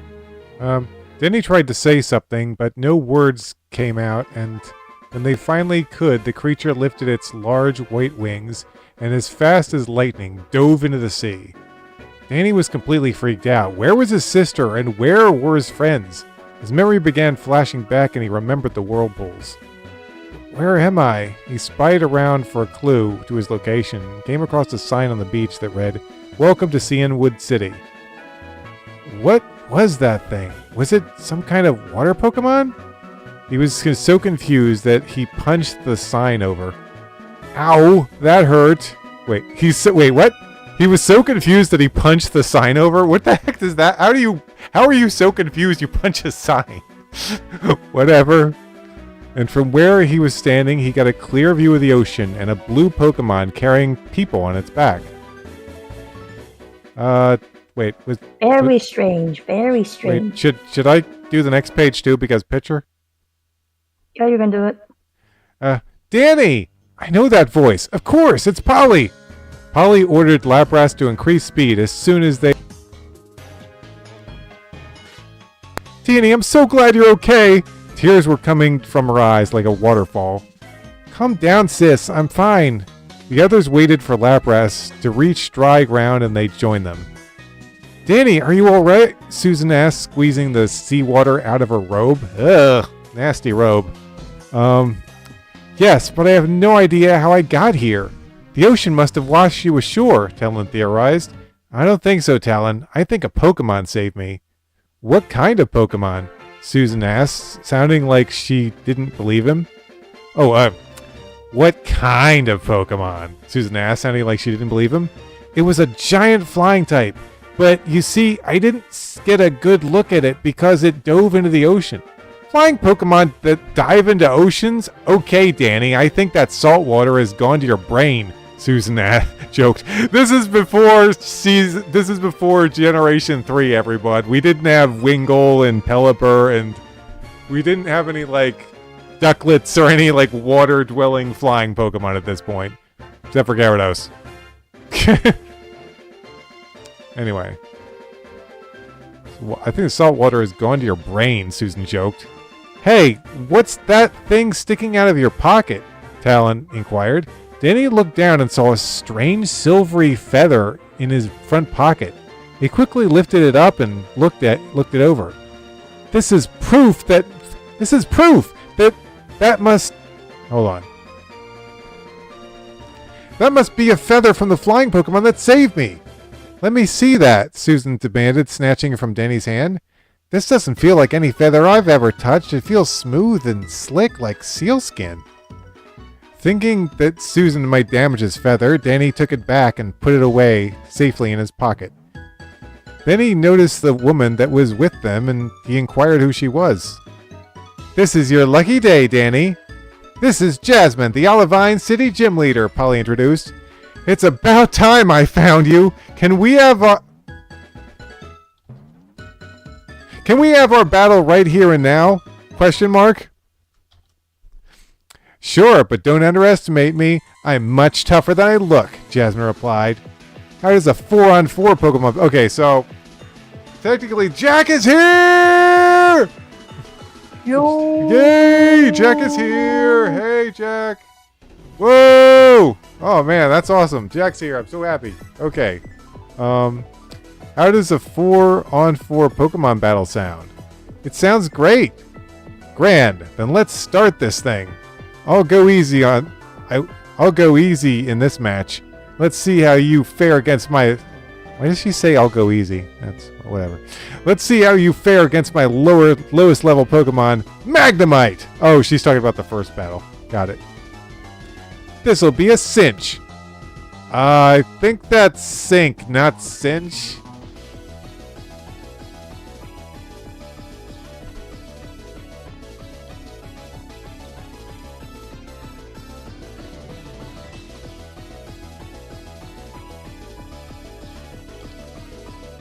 Yeah, it's supposed to be C-I-N-C-H.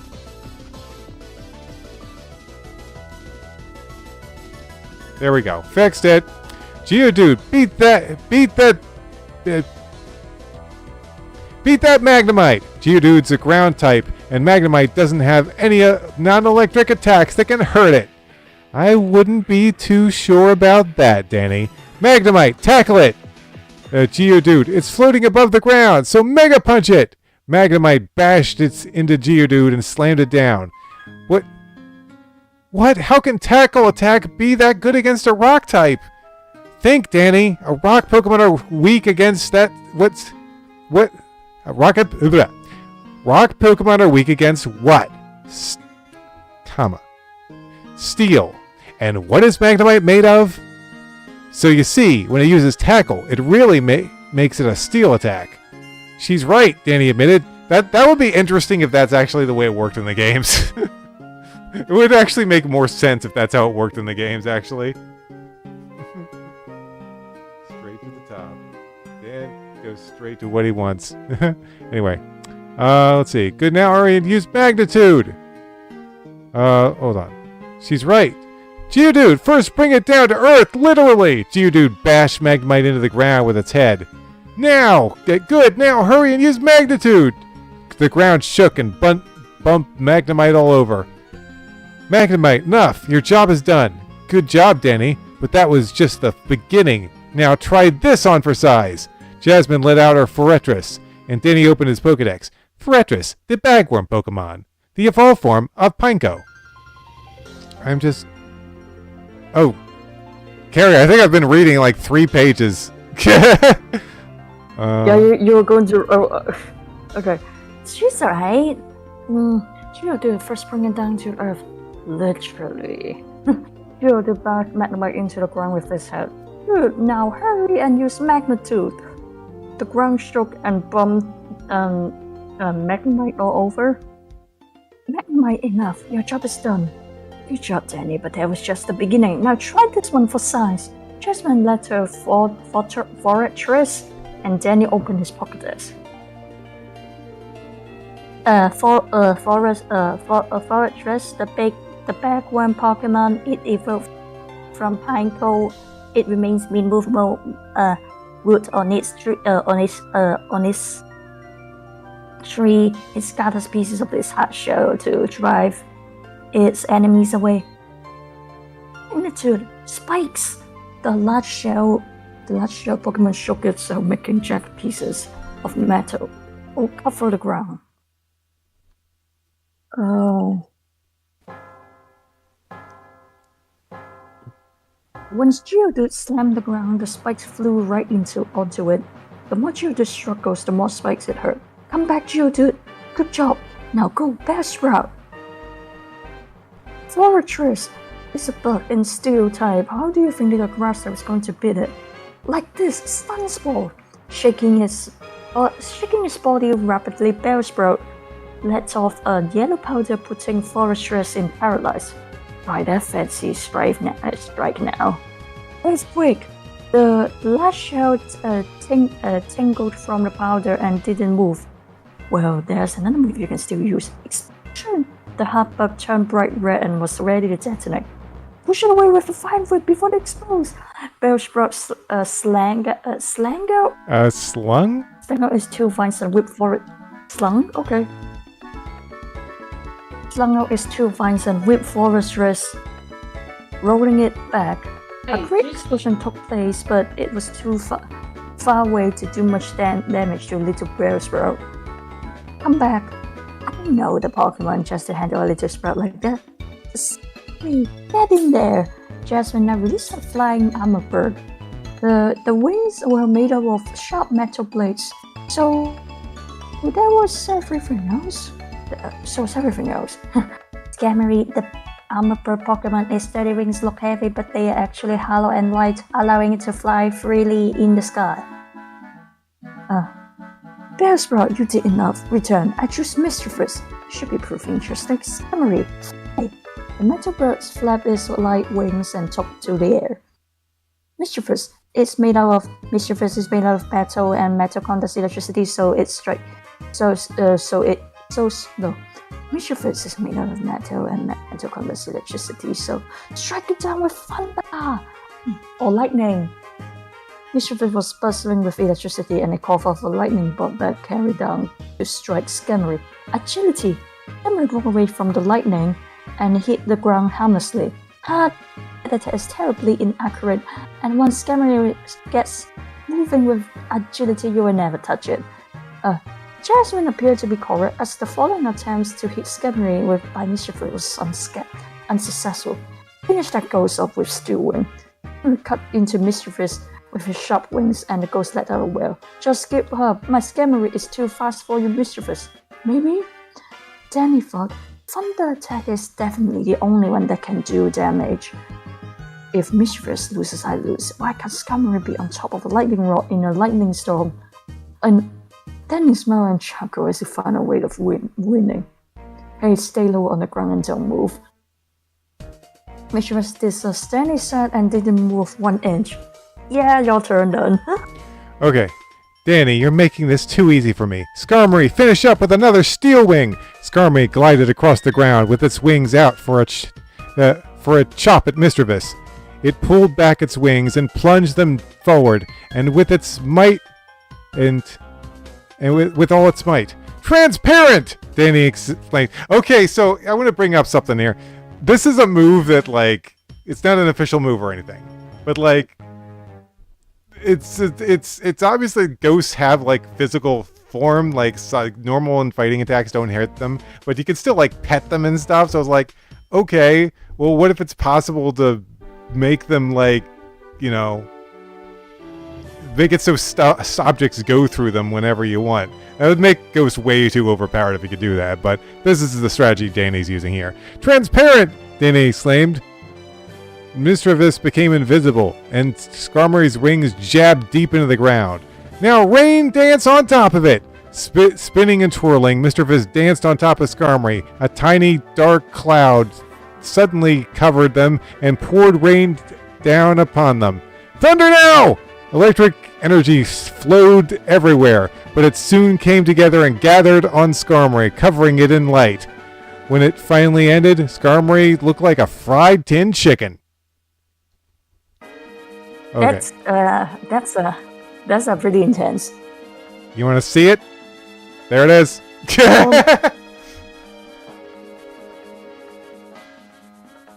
Whoa. It does look like a chicken, alright? You fought your way to the last of my Pokemon, Danny, Jasmine smiled. But like most trainers, I've saved my strongest Pokemon for last. Then let's see it, Danny ordered, not looking worried. Are you ready for Steelix? Go! The giant steel snake that Jasmine had used in the underwater tunnels was now out on the battleground, and it looked anxious to fight. Steelix, the evolved form... Did we not use the Pokedex? Oh, that's right, they were tied up at the time. Steelix, the evolved form of Onix. Its body has been compressed deep under the ground. As a result, it's even harder than Diamond. Should I continue reading? That was a picture page. You can continue reading it.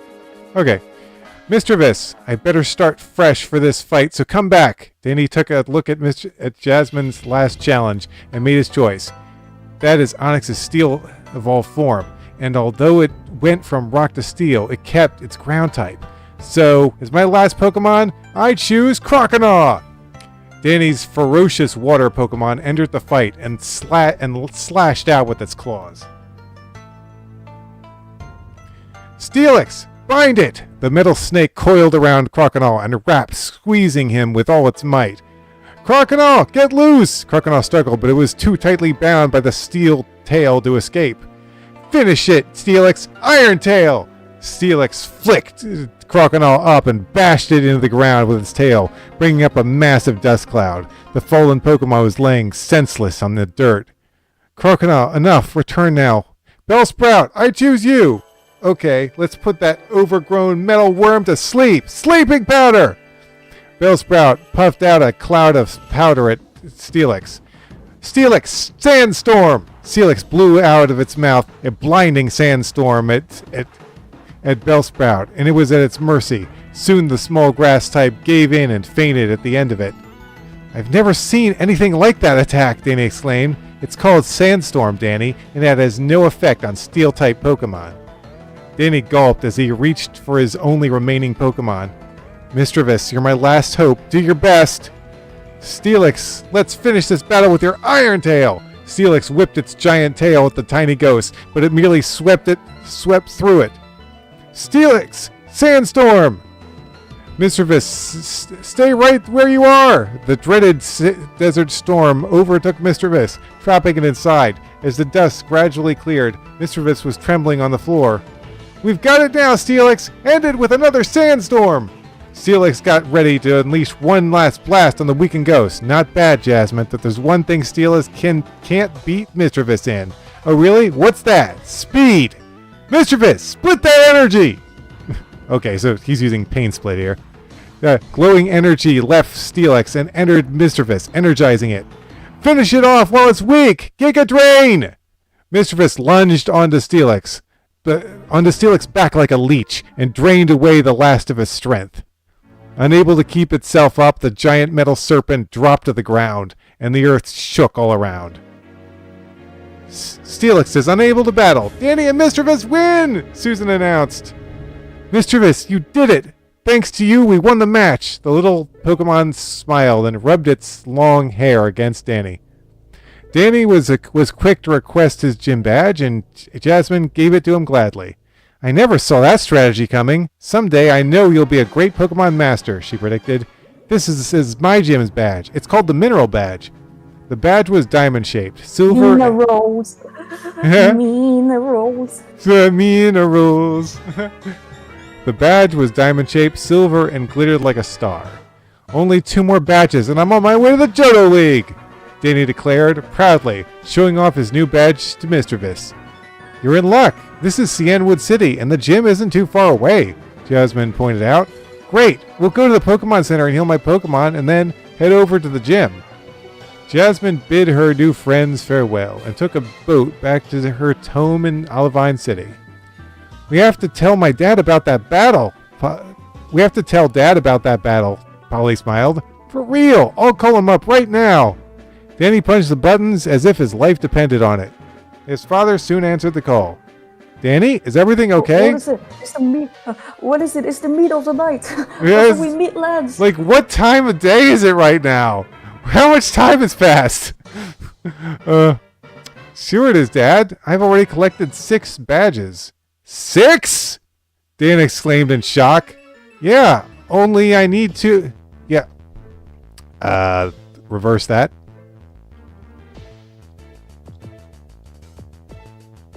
I only need 2 more, right? Dan was a bit surprised. He didn't think his son would get so far in such little time.